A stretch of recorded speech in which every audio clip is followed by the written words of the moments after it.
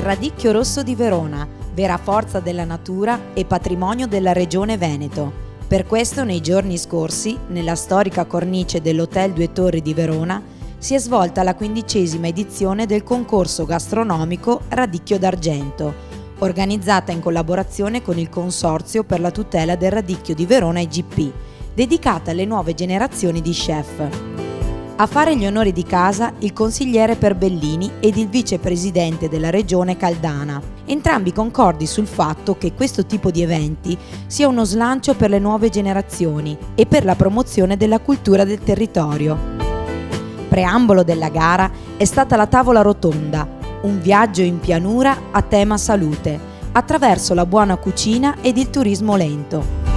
Guidati dal giornalista Francesco Occhi, si sono susseguiti gli interventi dei relatori. La parola passa a Chiara Zuccari, consigliere del Consorzio, che racconta la storia della sua azienda partendo dal padre agricoltore e riportando il pubblico ai ricordi di un tempo quasi dimenticato.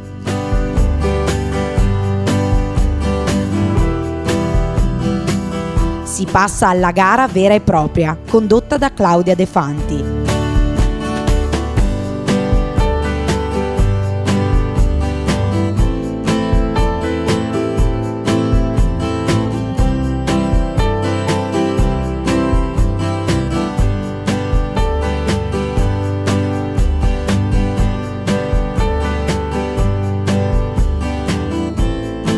Fra i 4 istituti, il Centro Formazione Professionale Don Calabria di Bovolone, distintosi per aver dato sapore della tradizione ed innovazione del gusto.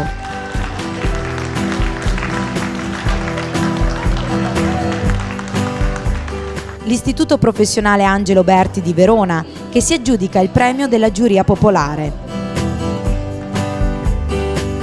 L'Istituto Alberghiero Rigoni Stern di Asiago, che si aggiudica una menzione speciale per la fantasia in cucina, e l'Istituto Alberghiero di Landeck, Innsbruck, Austria, che si aggiudica il primo premio per il gusto, bellezza ed elaborazione in cucina, consegnato dal presidente della giuria tecnica, l'avvocato Guariente Guarienti, e dall'artista Charlie.